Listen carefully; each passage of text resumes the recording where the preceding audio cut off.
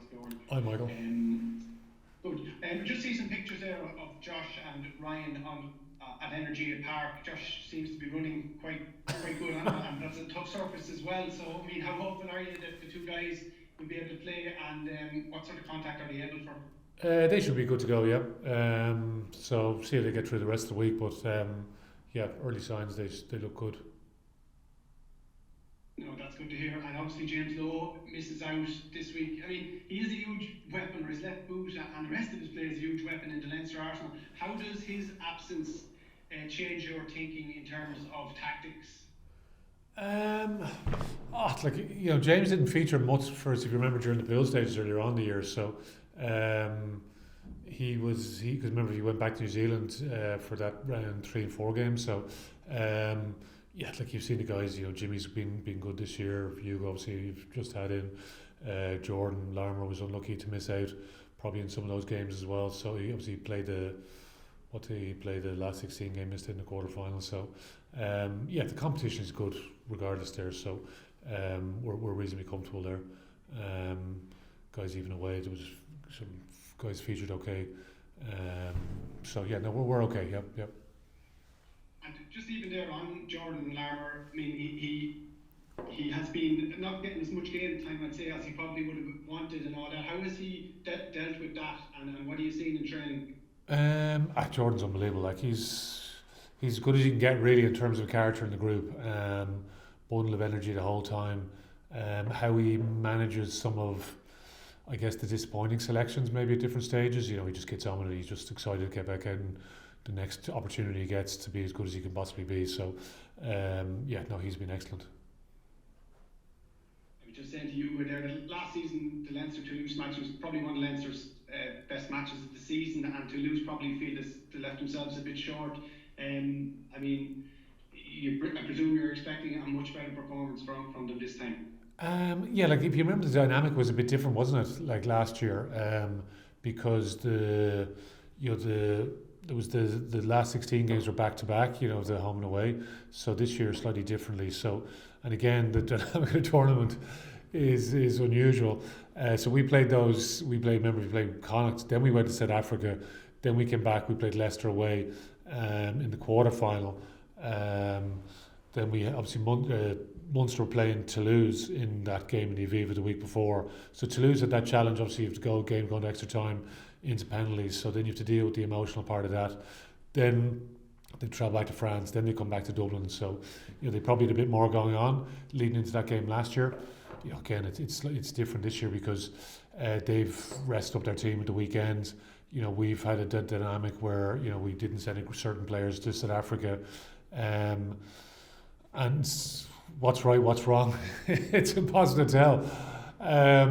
You don't want to play your very best game in the semi-final either and then lose in the final, which is what happened to us. So you want to try and just do enough to get through these games to play your best game when you really need to play your best game. So it's very much on the day though, isn't it? But like when you're playing a semi-final, it's just all about getting to a final. Do you sense that there's more pressure on Leinster this year? There's kind of a changing of the guard with Johnny Sexton finishing up and Stewart moving on, and just a lot of these players, as you were saying, don't have a European medal yet. Is there a sense that there's extra pressure on this year because of the circumstances? I don't know. I get the sense that there's that pressure all the time, but that's just me personally. So we always want to be able to deliver because like this is what it's all about. This is what we put all the work in for. You know what I mean? Like to be at this moment of the tournament. So you're down to the last 4 teams. You need to get your preparation right going into the game because that's what gives you the best chance. So that's where you need to focus your energy. That's what I try to focus my energy on. What do we need to cover off? Making sure we're prepared as best we possibly can for all the different eventualities that may happen. Because you're up against the best teams in Europe, you know what I mean? That's why they're there. Like you're down to the last 4 serious teams. Toulouse, the most successful team in the competition. This is where we want to be. Like there was a period once upon a time where Toulouse were off in the distance, miles ahead of us. You know what I mean? But they're still the teams that we're trying to chase. So, and yet, no, we need to be at our very, very best if we want to have a chance of progressing to the next round because of the amount of quality that they have. because they've the top French talent, and they've some serious foreign talent there as well. So, but that's always been the case. That's always been the way with Toulouse. So, that's what our focus is at the moment. So just making sure we deliver everything we can this week, which is a knockout game, and see where we are at the end of the weekend then. Smash. That's brilliant. Thanks, Leo. Thanks, yeah. Leo, Will here from Virgin Media Sports. How are you? Hi, Will. Leo, just to ask you, I was saying to Hugo there about the quarter final and the performance in that game. He believes that Leinster will have to be even better than that day to get one over on Toulouse. Is that something you'd agree with? Well, that's what you always want to be. You want to be better week on week. So, we've had a group that played, if you think the last 16 game, the quarter final, and then we've just tried to manage the group the way we think is best. A lot of work has gone into the URC to make sure we had that top seeding before the trip to South Africa, which is great because it gave us the opportunity to blood some young players out there. Great win against the Lions. A tough outing against the Bulls at the weekend.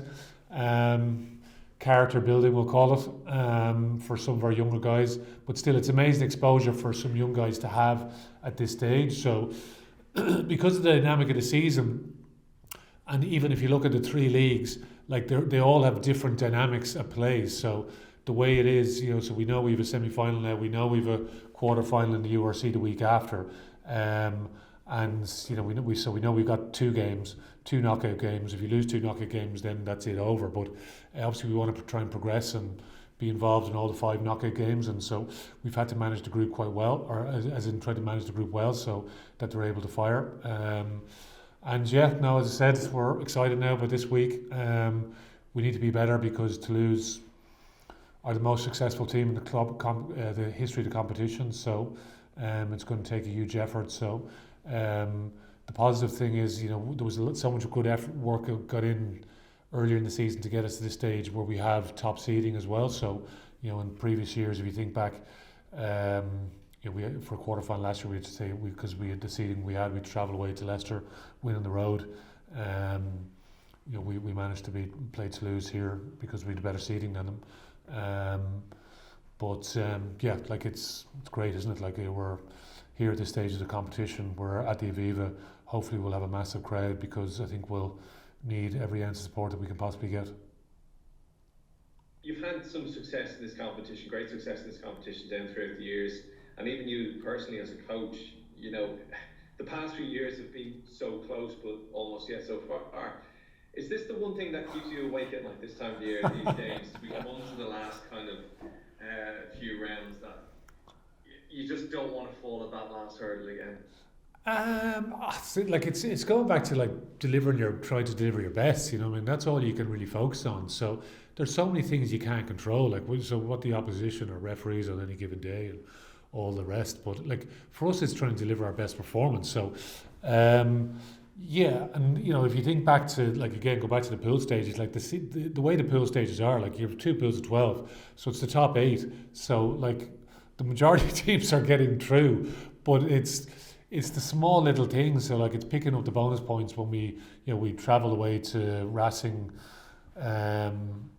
earlier in the season. If you think we were really scrambling to get there to actually play the game, arrived in a hotel at just before midnight, and we had early kick out the following day, and but to get a bonus point win that day, because we thought it would come down to the fine margins about making sure that we're doing everything we possibly can to have a good seeding, because we'd love to be playing in Dublin for all these knockout games, because there's so many complications, as we know, with travel, etc. So now we're here. So we're at the semi-final stages. We're in the Aviva again. So we've played our last 16 game. We played our quarter-final game, and it's trying to be better than we were in those games, because we're up against, as I said, it's the top team that's been in the competition. So the top French team, so heavily resourced and all the rest, and it's just an amazing challenge for us. So there's probably different things keep me awake at night. It's the process of the game rather than the actual outcome. The outcome is what it will be, but for me, it's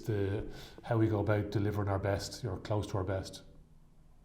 And this is just one final quick one for me, that when you're coaching the players against a team like Toulouse, obviously they're a fantastic side, but there are some absolutely world-class players in that side, like Tupon and Entomac. How much do you concentrate on the individual in comparison to concentrating on the team as an overall attacking force? Yeah, like the two players you mentioned, yeah, like you've seen them deliver for Toulouse and for France over a pretty consistent basis now, or over an extended period of time. But Toulouse's game, like you sort of make no mistake, it's still based around forward power, and they go scouring the market for big, powerful men where they can find them. So like second row partnership, the two Aussie guys there, Arnold and Miafu, like that bring that power game to them. So international front row that they have. And they have tons of international experience across the back row, depending on what combination that they go with. So, like as I said, you're at this stage of the tournament, you're playing against the top teams, but they've game breakers, but it'll still be based on forward power. So that's we need to get ourselves ready for that type of game, which is hugely exciting because again we want to test ourselves against the best teams. Thanks, Leo. Best of luck. Thank you. Will? Hey, Leo. It's, Hi, Nick. Nick Mullins here. Great to see you again. You've been doing this for goodness knows how many years, but it's just fantastic to see you enjoying it almost as if it's your first year. What is it still about the job and about weeks like this? Well, it flies by anyway. I remember obviously watching Toulouse play against Cardiff in that first final. I was still in school, and Leinster had lost to Cardiff in the semi-finals, if you remember that first season. So, and seeing some of the great Toulouse teams, obviously playing against some of those teams, and here we are. Like, so we're still chasing Toulouse as the top team in Europe. But it's just a privilege to be here, really, isn't it? Because people talk about the pressure and all the rest, but like it's an amazing privilege to be here, and if you can't enjoy it, like the process of going around, being involved in these big games, like sort of ask yourselves, what's the point? Putting in all the work, the early mornings, long weekends, all the rest, and sacrifices, and it's for these days. And that's the thing about like going back to the earlier stages in the pool, during the pool stages, whereas really the pool stages is just sort of to get the seeds ready, and to come away with 20 points in the pool it was a big push to make sure we were at home so we can to be playing in front of friends and family and all the rest, because we've so many players have come through, and it's not cheap supporting rugby teams, as we know. So at least people don't have to get on flights this season. Match tickets, I believe, are still quite expensive, but it's they don't have to get on flights at least. We